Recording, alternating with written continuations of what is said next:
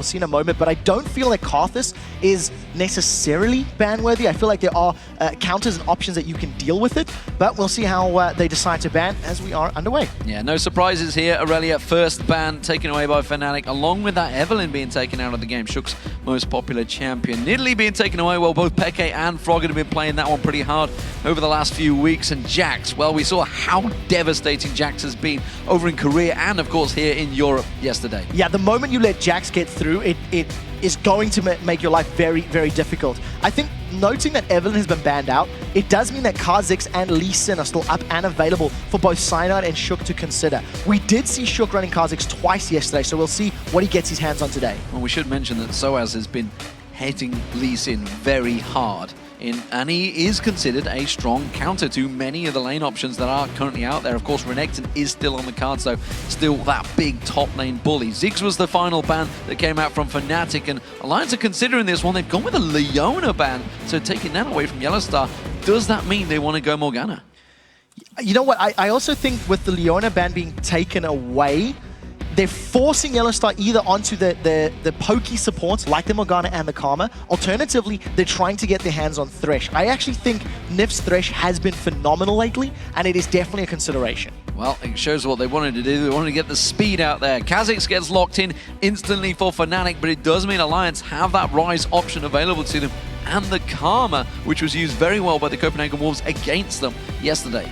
There's a lot of mobility already on the side of Alliance if they want to go that route. Now, when we look at Cyanide, he's locked in that Kha'Zix. It's not one of his most played champions of late, but he has picked it up during Super Week. I feel like that is a great denial from Shook, but there is still the likes of that Ilyas and that Lee Sin up and available who are still very strong in the laning phase. Yesterday, Jankos destroyed with that Ilyas. He had a very good performance. So we'll see how they decide to lock in, knowing there's no pressure because the jungler's already taken off the table.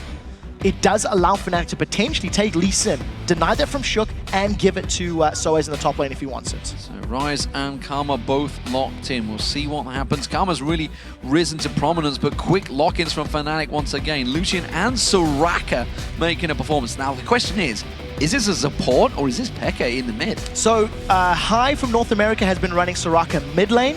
There's a lot of pros talking about how powerful she is in that role. Earlier today, SKTT1 ran her bottom lane. So the options are there for both. My instinct is to think it's going to be going mid lane, but we'll need to see how the rest of these picks and bans filter through before we know for sure. Well, the speed and mobility options open. We can see Lee Sin being considered. That's going to be Shook in the jungle, and of course alongside him. And this is exactly what you touched on. The fact that Ilyas was very strong for Jankos and probably brought it back to people's minds when they saw the devastating performance that Jankos performed on Gambit. So even in the recent changes, Ilyas has lost some of her damage to champions, but not so much that she's not still a threat. Her biggest knock was in her clear speed by reducing the damage she deals to neutral monsters. So at this point in time, I still think that's a good lock-in. I like the combo that we've got from Alliance so far. You've got fairly good poke, you've got wave clear, you've got a strong front line with that Rise and that Lee Sin. The only thing that I'm not 100% sold on right now is safe wave clear. So if Alliance are ever forced into a defensive siege, they're relying on their support in their jungler for their AoE and the splash damage from Tabzz' rockets. It's a little bit risky for me if they ever fall behind. We'll see what their final pick is, because if they're safe wave clear in mid, well, that answers all my questions. Yeah, we'll see how it works out. At the moment, there's the speed and mobility that Karma offers, but there's very stagnant play from Alliance, I think it's safe to say. There's not quick disengage. If those flashes are down, there could be problems, but we're looking at Fnatic to see what they're going to lock in. There is one thing that you do need to note about Alliance's side. You have a single target root, single target cocoon, root from Rise, root from Karma. The moment Alliance decide to kill somebody, they have a on-hit rune prison, which can be followed up by cocoon, which can be followed up by a snare from Karma. Somebody will die the moment Alliance engage. Holy shields, Fnatic have locked in both Kayle and Janna. And alongside Soraka, there is some huge healing there, Trevor. I don't know what the hell they're going to have to do to take down Fnatic here. This is one of the things I dislike about being in this position, because I don't know where these champions are going.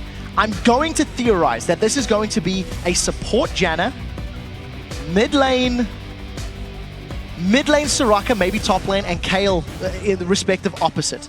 The reason I think this is going to be support Janna is because Fnatic have actually pulled out support Janna the spring playoffs of last year. It is a long time ago when Enrique was still playing for them, and it offers so much utility. When you've got Ryze, Karma, Ilyas running at you, you just instantly pop that Monsoon down, it gets rid of all of them. If Karthus gets locked in, you have the same situation.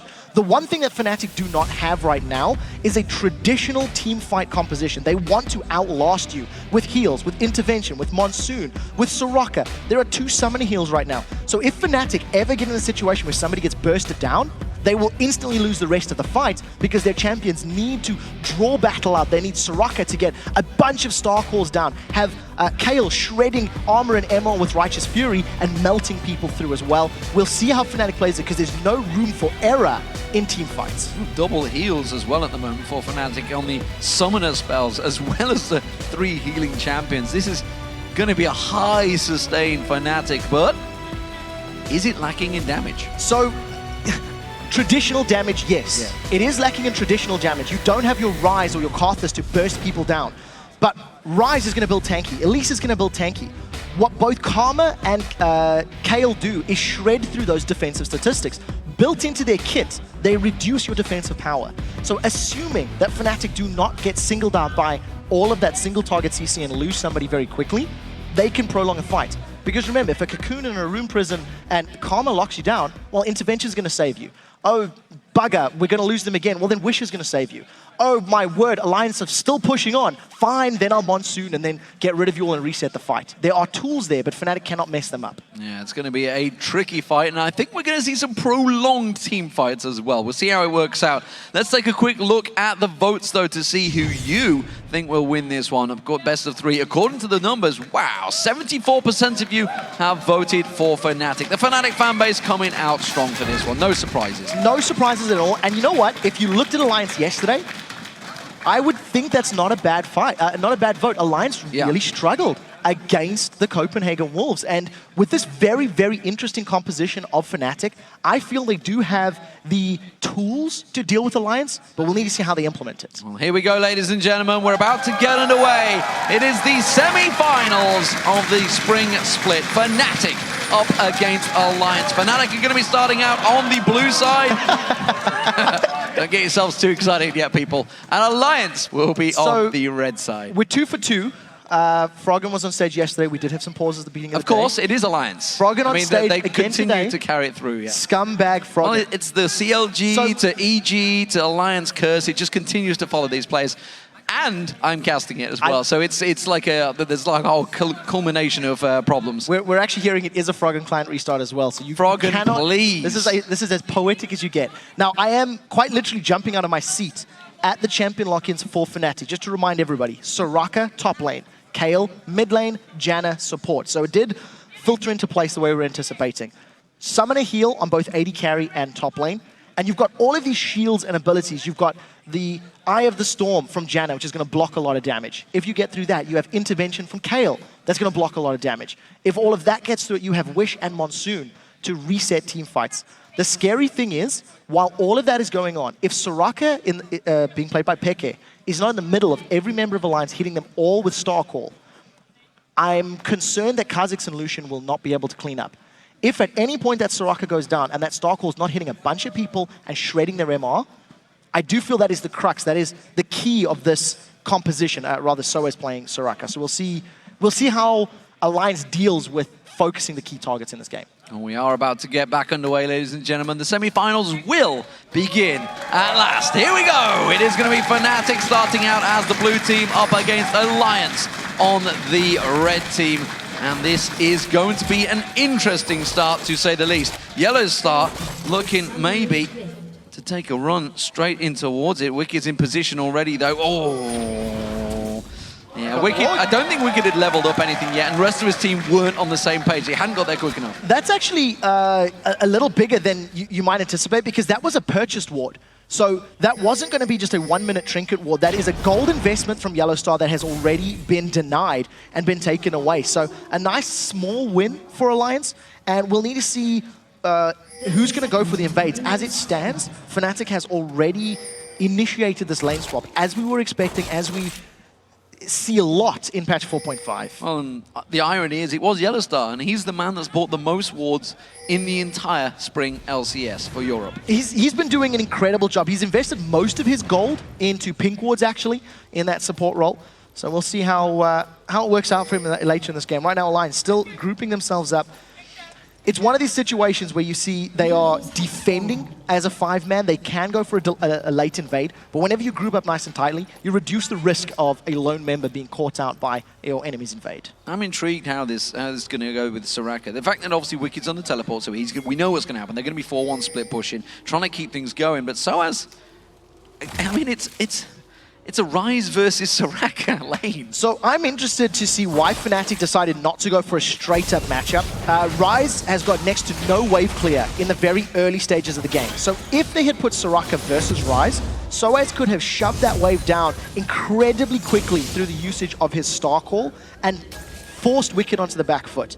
Instead, they've gone for a swap, and sOAZ is going to be able to farm quite well under the tower. Well, they went for the double invade. That's what we should point out. The fact that Shook snuck in there, took away the blue buff, I believe, and also the red buff was taken away by the top lane pairing, or, well, the duo pairing, I guess you could say they are in the top lane right now, along with sOAZ. So they've actually snuck in there, whereas Alliance only took the red buff away from Fnatic. So this is the benefit of being in the semi-final and having a bye from the quarterfinals. The invade of the decision-making from Fnatic was calculated. Cyanide went solo to grab that blue buff, as you've already highlighted. And because all of Alliance had invaded as a group, it was a risk from Cyanide. If he'd been caught out, he could have given up first blood. But at the end of the day, he didn't. They've denied that additional buff from Shook, and that's just going to slow his jungle down a little bit quicker.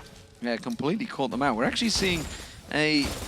Well, it's the standard, I guess you could say, these days. The fact that Wickd is down here with his duo pair, and Shook's going to join him. Shock horror, 4 people going to push his bottom tower. I am so happy that we showed that little clip in our pregame, because this is the thing that made Alliance's life so difficult yesterday against the Wolves. They had 4 members of Copenhagen Wolves pushing down their bottom half of the map. And because you've got Ilyas with her Spiderlings and an attack speed steroid, this tower is going to fall much quicker than the top lane, where Cyanide is going in there with Kha'Zix. He's actually not even going for the tower right now. No, sOAZ is taking Wraiths away. Cyanide, is taking the Golems away. Meanwhile, the duo pairing of Rekkles and YellOwStaR, they're trying to push the tower, but they're going to be way behind on this push. They're going to be lucky if they even take this tower down by the time they get the inner turret. Yeah, there's a lot of minions there, and there's that damage reduction, so it is going to take that extended period of time. I quite like what sOAZ is doing to at least get some levels and some CS. Got to give a shout out to St. Vicious, who has been jungling Soraka and been quite outspoken about her power in the jungle right now. sOAZ is mimicking some of that ability. As you've highlighted, inner turret is about to fall just as Fnatic grab that outer turret. The question is, when do Fnatic recall to defend their inhibitor? Yeah, whether they're going to keep on pushing in. Now we're seeing Cyanide's backing away, YellOwStar's backing away. They saw Alliance fall prey to Copenhagen Wolves yesterday with this tactic. They lost that inhibitor turret very early, which opened up the entire map, and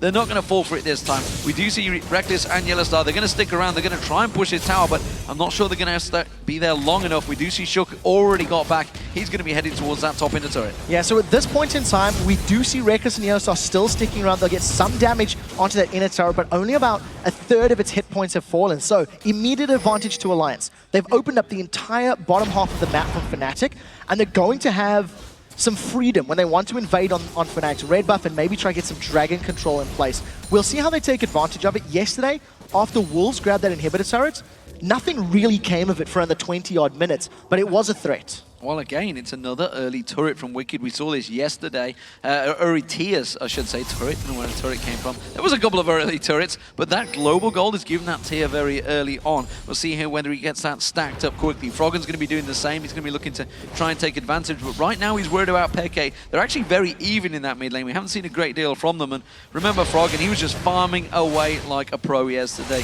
keeping that CS very high, and he's going to be looking to try and do the same, this time against xPeke. Yeah, if a Wall of Pain slows xPeke, it could combo to a Cocoon. Let's see if they land it. There's the exhaust going in there. They're going to get a lot of damage down on towards him. He's forced to the flash. When flash follows through, the Cocoon follows in there. It's going to be Froggen picking up first blood. Very well played by Froggen and Shook. Even with the tower hit in place, Shook landed the Cocoon at near max range. There was very little xPeke could have done. I think he flashed maybe a touch too early. Had that flash been saved for the Cocoon to get away, maybe that could have saved his life. Nevertheless, first blood secured by Froggen on Karthus. He's going to shove this wave into tower, back, and probably start getting himself a couple of those very important items. You know Karthus is going to have a lot of damage to deal later on, but because there are so many heals, once there are ultimates available on Fnatic's side, they actually have tools to deal with that Requiem. Well, they actually, I mean, the Wish will counter the Requiem.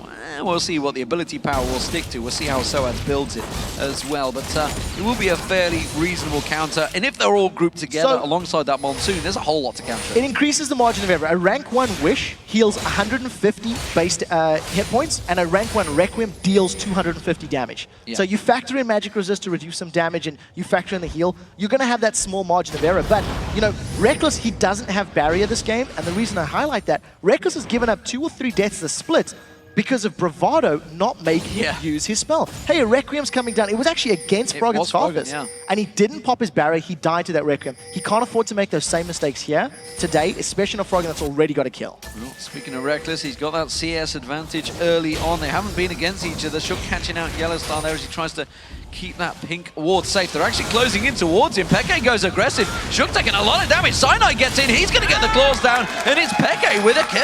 Yeah, very well played. Shook just getting slowed from so many sources. Slow from Zephyr, the slow from the Void Missiles, and of course the slow from Kayle. Just keep Shook in place long enough to get the damage down. I think this is a little bit of a brave call. Remember, Teleport is up for Wickd, so if Dragon were to start, he could join the fight. sOAZ does have Wish available, but he can't actually join to cast any additional abilities.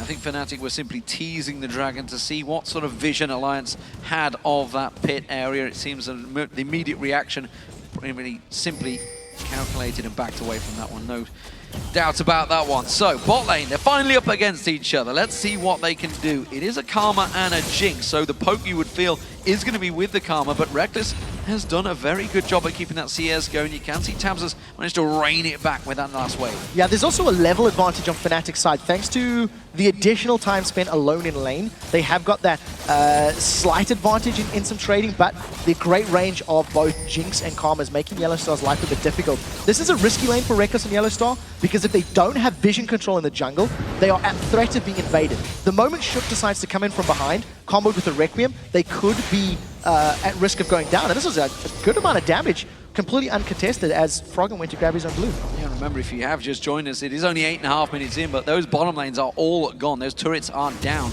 Cyanide, he's evolved his ultimate there, so he's going to keep himself that damage reduction. Kind of the standard Kha'Zix these days. We are going to see the blue buff going across the Peke. That's going to be much needed. We'll see whether Froggen gets his blue buff, because remember, yesterday, up against the Copenhagen Walls, he has got it on him now. It was taken away from him so often, and actually, if you heard Fnatic, of course, at the start of the show, they were talking about how they need to shut down Froggen, take that blue buff away from him. We'll see what exactly they do in their gameplay to try and capitalize on that. Yeah, it's gonna be quite difficult, because not only did we see the Wolves grabbing a lot of blue buffs away from Froggen yesterday, when blue was available, if I remember correctly, it was Shook that even grabbed it. I remember we were highlighting the fact. Now Shook has snuck himself into this bottom bush at the moment, and you're just gonna be looking for that cocoon to land. It doesn't look like YellOwStaR and Rekkles are pushing too far forward yet. Well, they've got Cyanide joining them. There we go. Quick pop towards Shook. I'm not too sure if that gave his position away. I don't think it did.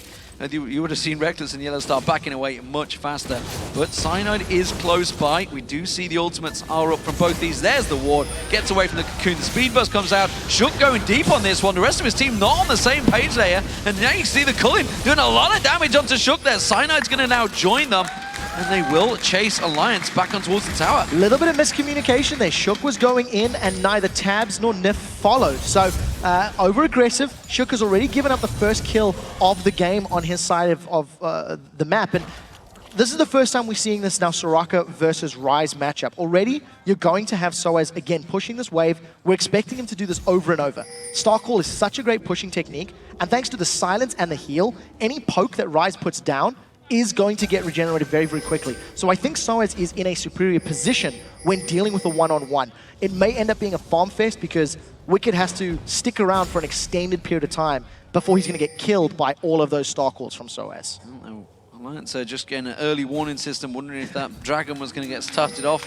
Those bananas continue to go from sOAZ, continuing to toss them out into Wickd. Well, of course, he's been well aware of that. The old flash banana that came out from Crepo many moons ago up against Moscow 5. sOAZ takes a tower hit there. Not sure he wanted that one, but he can see the damage and he turns around. Even taking tower hits, just heals himself up and keeps putting punishment onto that tower. Yeah, you've got to remember that with the Astral Blessing, the W of sOAZ, it's going to give you that bonus armor as well. So he can afford to heal himself after taking a turret hit before the turret lands, and it reduces the effectiveness or the amount of damage he's going to take.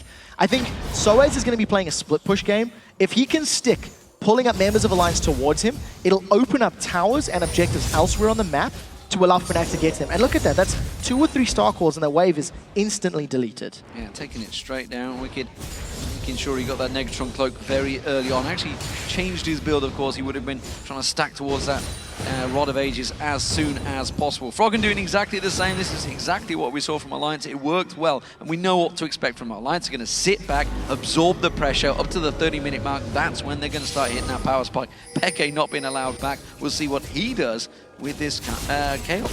Now, it's quite interesting to see all of the supports in this game when you consider Soraka, Kayle, Janna, and they're protecting Lucian, who is a great AD carry, good laning phase, good mid game, but I feel that the later we go into this match, the more I like the Jinx. Now, Shook, he goes for the ward, he's getting caught again. It's the exact same spot he got caught out last time. They haven't really got the backup damage this time because Peke is not there to join them. Nyph comes up, he's got that inner flame. He's actually going to try and draw them away and instead has to use his flash. Well played there. Shook not out the danger yet. He's going to get taken down. Where's he going to rebel to? He's got nowhere to go. He's just going to drop straight down. And Rekkles gets himself a free kill. So again, Shook just a little bit out of position, playing very greedy, going for that ward. 3 members of Fnatic collapsed on him, and it almost feels like Fnatic anticipated that movement. They were instantly jumping on him. Look at the amount of vision. Oh, that even goes wide. Look at the amount of vision that Fnatic have around this Dragon Pit. It is great control, which is allowing them to go very aggressive, grab themselves another kill and the first dragon of the game. Easy objective control for Fnatic. That puts them in the gold lead for the first time. Remember, those towers pushed early on by Alliance gave them that advantage, but you can see Fnatic starting to turn this game now. sOAZ has joined the team and they're just continuing to drive the pressure on towards that turret. We'll see how Alliance decides to respond, because as we were talking about, the fact that Fnatic are going to have all of these options to protect either the Kha'Zix or the Lucian in these mid to late game team fights. Oh, that's a Requiem. I'm not even sure if that was just to annoy people or a misclick. That's... Well, Requiem's on cooldown. Well done, Froggen. We'll need to follow up with him. Nobody was low enough. It could literally have been just to annoy Peke. Maybe there was a call somebody's lone. Peke stuck around a little bit. Well, he's definitely low now. He's going to get forced away. There was the flash being driven out. Alliance actually using it to try and push him away from the turret. That's got to be the only course of action I can consider, because that was a very random ultimate coming out from Froggen. In a moment, they are going to keep them back here, and they're actually worried about this one. Peke being very brave. Remember, he has that intervention, doesn't need mana to use it anymore on Kayle. So noticing that Shook and Wickd were very close by in that mid lane, the only theory is that Froggen was trying to delay Peke. If Peke had backed off and continued to recall, it would have allowed them a couple extra seconds to get on the tower. But thanks to Janna and Kayle being in range of that turret, getting that Eye of the Storm and blocking some of those auto attacks Alliance are putting down, they actually hold on to the mid turret. And all of a sudden, it's Fnatic that are getting some additional damage on this mid turret. Look at the power of that Eye of the Storm. That's the first real damage that this duo has taken from 3 tower hits. sOAZ and Wickd continue their solo journey, and at the moment it is sOAZ out farming Wickd. Wickd probably wasn't quite expecting this lane matchup, I don't think, unless they've had some sort of insider knowledge on what Fnatic had been doing. That turret very low now in that mid lane, and that would be the second one of the game. Blue Ball Steel coming on here. Cyanide once again taking this away from Froggen. It's what they said they were going to focus on. It's working so far. Yeah, and they're doing it very, very well. Because of the pressure on that mid lane, multiple members of Alliance were roaming to defend. This has opened Wickd up to a gank. He's recalling Cyanide and Rekkles. They need to go in quickly if they want to interrupt it. Inner Flame's going to come out. They try and catch him out and towards that white. It causes Wickd actually didn't back away. He's sticking around, and the rest of his team are going to rotate. They want to hold this turret as long as possible. Yeah, at this point in time, Alliance need to hold on to the towers. They've got a composition that needs to scale up with time, and they don't want to give up more objectives. If Fnatic get control of Alliance's jungle, which they've actually done a pretty good job of so far, they can deny more objectives. Look at this top lane. Peke is making his way up river. It is going to be Tabzz continuing to push through, but he's all on his own now, and Peke is going to be coming around the back of him. We're going to see YellOwStaR YellOwStaR closing the gap here. I'm not too sure how this one's going to go. Well, I'm pretty sure it's going to be xPeke taking him down. There's the exhaust being used. Remember, the Requiem is down. He hasn't got it available. Intervention used very early on. Tries to get the slow. Hasn't got enough, though. With the shield coming from YellOwStaR, it was only going one way. And the wish, of course, from sOAZ. That's not... Okay, so yes, Fnatic ended up getting the kill, but they had to invest a lot into that. Exhaust, wish, intervention. You even had YellOwStaR coming into rage to flash and get that Eye of the Storm onto xPeke. But what it does tell you is that if Alliance can keep Tabzz alive over the course of these fights and prevent Fnatic steamrolling them, there is a lot of damage on Tabzz. He can get through those fairly squishy targets. So we'll need to see how Alliance coordinate these team fights, because I feel one misplay or one mistimed ultimate from Fnatic could result in their doom. See how it develops at the moment. It is Alliance with the tower lead and slight invention and advantage in the gold lead, which ordinarily, under a normal team lineup, I would say is a big advantage to Alliance. But I have just no idea what's going to come out of this Fnatic lineup. We don't know how it's going to perform in the late game at the moment. It's been a long time. I cast my mind back to the days of Dignitas when they started to use Soraka heavily in that mid lane. They used Janna, I think was top lane possibly back then. I believe it was, I'm not too sure which one Voidboy was playing. I know there was a three-prong heal strategy they tried out, and we haven't seen it for a very long time. And it's definitely not something we've seen from Korea either. No, it's not. The one thing that is quite nice about the comp that Fnatic has put together is they do scale to a very good level. They're going to jump on Wickd. There is some support for Fnatic. Can they get him? Cyanide using that stealth ability to get the unseen threat and doing some good damage onto Wickd here. He's going to get another claw down. sOAZ finally comes in, starts shredding him down. He's not going to get the escape. The Void Spikes land, that slows him down. Howling Gale's not going to quite land in there. One more hit from sOAZ should be enough. There he goes down to the Star Call. Took a very long time, but again, that is an example of things to come. That is a three-man investment and a bunch of spells thrown out just to get Wickd. It will result in another tower though, so well played by Fnatic. They're finally going to even up that tower score, and once again get some deep vision in the red side of the jungle. Alliance, they've not given up though. They are still pushing this bottom lane. They're also proving just how long they can tank up that turret. The shields, the heals, everything available to them. They managed to tank that turret down. So it's 3-3 in turrets now, all square. Top two turrets down, bottom two turrets down, and the mid turret. That's the next focus. Fnatic just took that one down. That's the one Alliance want next. For Fnatic, because we were talking about how their champions can scale, Soraka's going to do very well as the game goes on, and Mikhail's Crucible's been picked up by YellOwStaR, so if they didn't have enough heals, there is another heal added into the mix as well. I also like the power of an extremely late game Kayle. I think the moment you put Kayle in the face of basically anybody, I would even argue a Rise in a super late game situation, xPeke is going to have the ability to win those fights if they're split pushing together, because he's got the intervention and he's going to have Wish. You can never discount that tool thrown in there. So we need to see how these global ultimates work. Dragon is respawning. Fnatic have got perfect positioning. Alliance are close by if they want to challenge, but they may get you too late. Yeah, I think they're just going to push straight for that middle turret. They are finally starting to rotate down, thinking, you know what, there might be a dragon on here, but Fnatic are going to take it already, and now they're going to turn. That's going to be the turret, but they're going to have Fnatic potentially up behind them. We see it's going to be Nyph running interference duties, keeping them away with that inner flame. They're going to try and have to rotate around. They're going to collapse towards it. This inner turret is going to go down. It's two towers picked up by Alliance. sOAZ now caught out of position. Intervention goes down on towards him. The rest of Fnatic pile in. The heals coming raining through, but there's a lot of damage coming out from Alliance now. Cyanide gets locked up. That Rune Prison doing work, and Froggen just ripping them down there, and we saw the difference right there. Alliance do have the damage to break through the shields and heals of Fnatic. They're getting so much damage on Alliance. Alliance needs to back away. That was a perfect example of Fnatic not being able to be out of position. sOAZ got collapsed on. He had a fail flash into the wall. He didn't manage to clear the distance to get in range of his teammates. And even with the Wish, the Howling Gales, as well as the intervention, he still died in the middle of the team fight. He's only got an Athenes and Holy Grail to his name. So there's no additional survivability. He's working towards potentially a death cap. And I think that was quite smart play by Alliance. They gave up one dragon, but they got a kill and two towers out of it. The blue buff is being delayed there. Cyanide tried to sneak in at the end of that one and steal it away instead. the fact that Tabzz was there. Tabzz untouched in that fight. The only member that was untouched, by the way. But if he can stay that way, it's going to be a problem for Fnatic because he's going to be a heavy, heavy damage dealer on that Jinx as he rolls into late game. You can see he's already got similar items to his AD counterpart Rekkles, who himself is the top voted All-Star member. So if Fnatic are not going to make it to All-Stars if they don't win this spring split, almost certainly we're going to see Peke and Rekkles at that event nonetheless. Yeah, we'll have to see how it plays out. There's still a best of 3 and a best of 5 to determine Long way to go. Those positions. I want you to look at the items really quickly, and you'll notice that Cyanide has got a green ward and a pink ward in his inventory. As far as junglers go, Cyanide actually purchases more green wards than anyone else in the European LCS. He's purchased 248 this split. To put things into perspective, Shook has only purchased 122. So not only does Cyanide play a style of jungle where he gives up a lot of his Wraith camps to Froggen, to xPeke rather, he also invests a lot of the gold that he does earn, a lot of the gold he earns, into vision and vision control for his team. So I do feel he's one of the most selfless junglers in the league. We'll see how it works out for him. Cyanide, probably one of the most experienced junglers, I think it's fair to say, in Europe right now.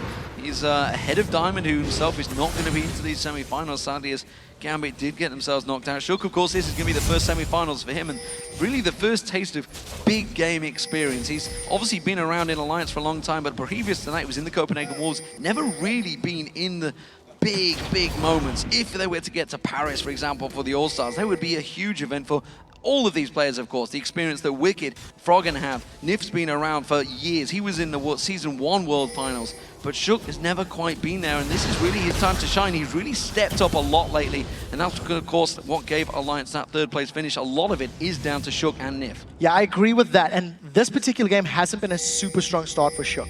0-2-2 right now. Both of the times he's died, he has been somewhat out of position and he hasn't had the support of his teammates. And this is a very high-pressure game right now. Fnatic, they've had some good moves around the map, but they've got this non-traditional composition. So the moment Alliance were grouped up as 5, you instantly feel like, well, Fnatic are in a little bit of trouble because there's no margin of error. They cannot be out of position, they cannot mistime their abilities, or they run the risk of giving up towers and team fights. Now, Alliance grouped up as 3 members in this top half. They're going to get a lot of damage, and Tabzz is melting this turret. Out of position completely. Meanwhile, the bot lane, we do see Peke. He's chasing on towards Wickd. We do see the wall of pain going down. Wickd's going to try and run for his life while the rest of the team fight and duke it out in that top lane. There's nothing really to prevent the teleport here, though. So if he wants to use it, he needs to get out of there. He's going to have to do it pretty soon. Has got that flash available. Does skip over the wall. Peke's not got his flash to follow. Meanwhile, back in the top lane, Cyanide chasing on towards Alliance. They are forced to back away from this one. And in a 4v4, it seems that Fnatic have the power to press them away. So that is the point that we were talking about earlier. The moment Kayle is sent to deal with Ryze in the split push, you do feel that Kayle has the tools to deal with that champion. Wickd never once wanted that fight. The moment Peke ran towards him, Wickd was on his back foot. He was running away. He's got Boots of Swiftness as well. Got that additional mobility when he throws down his ultimate as well. So really, really didn't want to engage.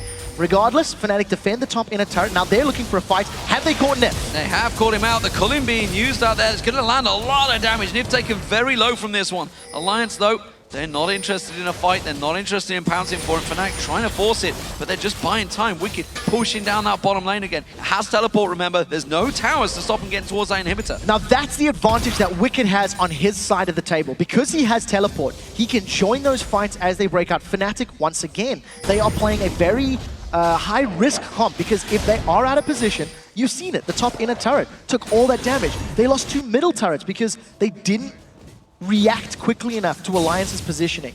What we've seen from Fnatic, their aggressive plays have stalled. I'm going to go out and say it flat out. They were invading to steal blue buffs, they were controlling dragons, and now they haven't been able to push past Alliance's jungle line in a while. So in order to regain control, they need to get a convincing team fight to push down that inner mid or inner bottom turret, as well as more vision. There's no Fnatic wards on Alliance's jungle, and you compare that to the first 15 minutes of the game, it's chalk and cheese. Well, they're going to try and lock on towards YellOwStaR, gets caught out, Wall of Pain goes down. LayWaste has to use his monsoon to try and keep him away, simply keep himself alive there. That's a big ulti that could be down in the next team fight. Dragon is just spawning. Yeah, we'll see how it affects Fnatic in these team fights. I still feel in a big 5v5 situation, they need to make sure they get somebody on the front line tanking up the damage and focus all of their shields and interventions on that champion. All 5 members are facing off against each other. Look for a cocoon or a route to land to be the start for Alliance. They didn't want to go in there. Cyanide is known for stealing away these buffs, and he is lingering, waiting in the wings. He has evolved those wings, has flash available, so he could easily get in and get out with that smite. However, he's up against Shook on Elise. He's going to be very hard to out-duel here. Cocoon does not quite land. Cyanide, poised, ready, jumps in, doesn't get it, has to try and get out of there. He's going to get locked up. Intervention being used. The rest of their team close the gap on towards them. Shook in the backside. He's stuck in the pit. Wickd now stuck in the pit. Peke closes in towards him. Shook goes down. Peke is getting taken low, very low. Has to flash out of it. Froggen trying to keep the rest of the team out. They may try and chase on towards this one. Everybody disengages. Shook the only one to go down, but they got the dragon. Yes, they got the dragon, so net gain is still sitting with Alliance. But what we did see from Fnatic is how great the coordination was there on their heals and from the Wish. There was a massive spike of HP on Cyanide's bar before the Wish came down, so they timed those abilities well. While that's all going on, Fnatic have now grouped up, but they're going to get this inner turret. They're going to take that turret down, just shield up, and well, Rekkles quite confident in his ability with the rest of his team to just keep pushing there. There's a giant wave along that top lane now. Wicked's going to have to deal with that one. He's actually low on health, so let's take a look at this dragon fight. So the key that you want to be looking at is as Cyanide jumps in, look at how much focus they put onto him. That's 5 members of Alliance trying to burst him down. The moment intervention comes up, they immediately peel away. Once again, keep your eyes on Cyanide's HP bar. That's the heal from Kayle. Now you're going to see the Wish come in just a few seconds later. So all of the damage that Alliance has put down is instantly reset. But because Fnatic have stuck in there long enough to get some good damage on Wickd and Nyph, Alliance back away. Had sOAZ been in the middle of them, getting star calls on all of the members, that could have been so different. Oh, it's not over yet. They caught Cyanide. Cocoon lands, and that's intervention used very quickly on towards Cyanide. That's going to be an ulti down. They're going to move in towards the next one. They're going to try and sweep these wards out. It's Alliance trying to fight for vision control. So with Peke's build right now, it's a 45-second cooldown on that intervention. That is a very short timer. He's not even level 16 yet. That will still get marginally lower. The one thing I do want to highlight that I just caught when we watched that replay is the moment Fnatic decided to challenge for that dragon, they had top, middle, and bottom lane minion waves pushing in their favor. So if they had kept Alliance together and delayed and dragging that fight up, their minions were playing and doing some work for them. So that was actually quite smart timing on their part. So we'll need to see how they take advantage of it, because now Tabzz and Wickd has pushed out both side lanes back towards Fnatic. And despite the drastically different builds here, YellOwStaR is going to... No, you're not going to... I don't know whether he was expecting YellOwStaR to step forward or what, but he didn't aggressively Baron there. You can't throw a cocoon at Baron. You're not going to land a gigantic cocoon over his head. It's not going to work out for you, Shook. What I was about to say is the fact that all the lanes are actually very even. You look at the 2 top laners, very close in CS. The mid lane is very close. The AD carries, all very, very close. Even the junglers and supports are tight. The gold is overall, it's only 1,000 gold difference moving into the 30-minute mark, despite vastly different team builds. Yeah, and it's very interesting because for every move that Fnatic has initiated, Alliance have responded with one of their own. I want to highlight the Alacrity boots that Wickd has picked up. At default, with his boots of swiftness, he's got a movement speed of 424.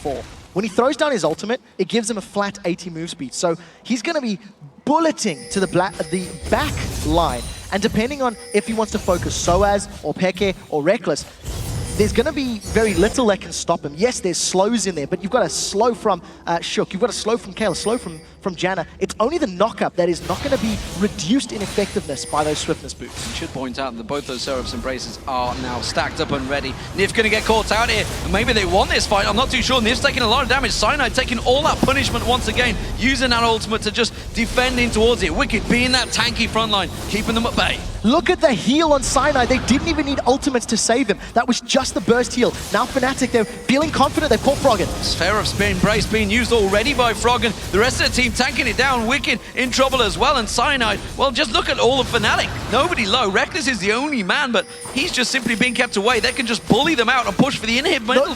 Nobody's ever going to get low on Fnatic in extended fights because the heals. They've caught sOAZ. Intervention being used. Cyanide jumps in on towards Nyph. They can't take him down. There's the Wish going down. There's the Monsoon. Suddenly everybody is topped up on health for Fnatic. Alliance still trying to cut the damage down on towards YellOwStaR, taken low. Tabzz does manage to get the execute on towards him. Gets excited, but Shook now taken low. He's going to have to repel. Well, he's got no wraith to jump to. Have to jump back into the team. Cyanide goes in, but Froggen gets in amongst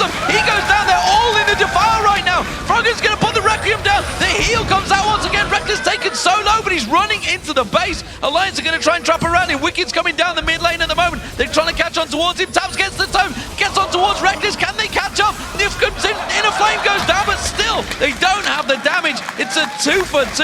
A very tight exchange between two teams that really don't want to give an edge. But Fnatic are going to get the tower. You've seen how long that fight was, and even with Alliance backing away and dealing with Fnatic in that very tight chokehold in the jungle, Fnatic come out even in the fight. They get the turret, which makes it gives them an advantage. The one thing that you have to note is all of the damage that's sitting on Alliance's side. They did manage to get through all of those heals, all of that sustain, and they still got multiple members of Fnatic down. That is because of the fact that Fnatic's composition is very, very risky in those team fights. Because they've got non-traditional damage dealers, it takes them a very, very long time to kill members of Alliance, and Alliance have got pretty good range. You've seen how effective that Zap was, and the rockets from Jinx in the back line, plus all the lay wastes from Froggen's Karthus. So very, very interesting and exciting team comps.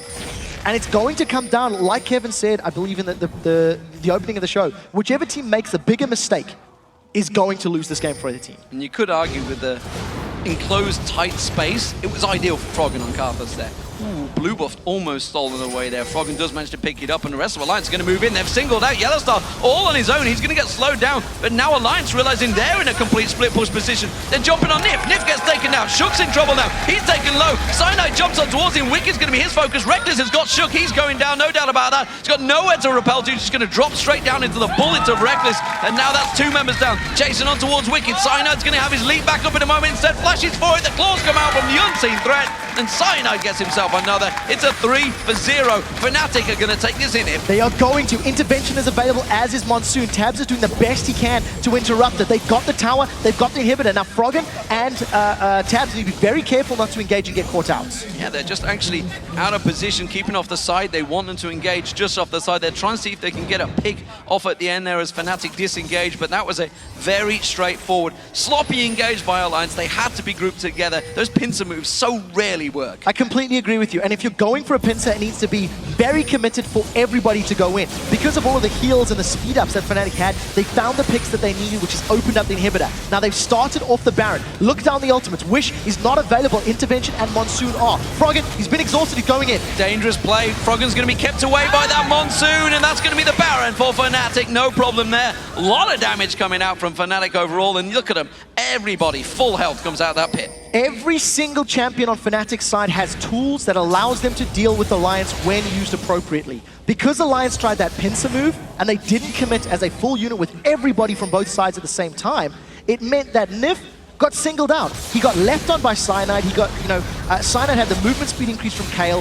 He has a built-in slow of his own, and he just stuck to Karma. Once Karma went down, he got a reset, which allowed him to chase down more members of Alliance. So very well played by Fnatic. This is the first solid lead that you can feel a team has. It's 6,000 gold. They've got an inhibitor, a Baron buff, and I'm just expecting him to siege the top or the bottom lane now. Yeah, and you've got to add on top of that the value that Baron buff gives each member. And it was a long time ago calculated at 8,000. It's actually more than that these days because of the regen that it gives you, that massive stat bonus. I think it's a 3% regen for the Baron buff, which in terms of items is enormous because you can't buy regen items that cheaply, that's for sure. So, Alliance, despite the fact they are going to get that late game power spike, clearly are struggling to get their damage down against this massive shield heal team. I would argue they're getting the damage down. They're just not getting it a second time once all the shield and heals have been used. I want to highlight something that I've only just noticed as well. YellOwStaR has still not picked up boots. We are 34 minutes into the game, and yes, on Janna, your passive plus your Zephyr is going to give you a movement speed increase.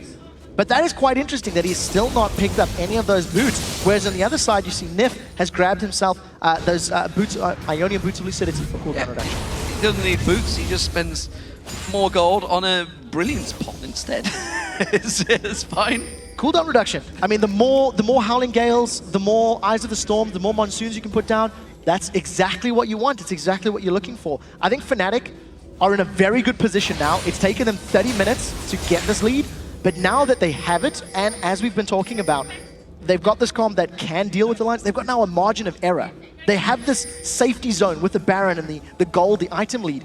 I mean, this is a DFG Kale. So this is not a Lichbane Kale yet. I'm expecting that as a 6th item. But Deathfire Grasp plus the Righteous Fury, that's going to be a dead Tabzz the moment he steps forward. We may be seeing it very, very shortly.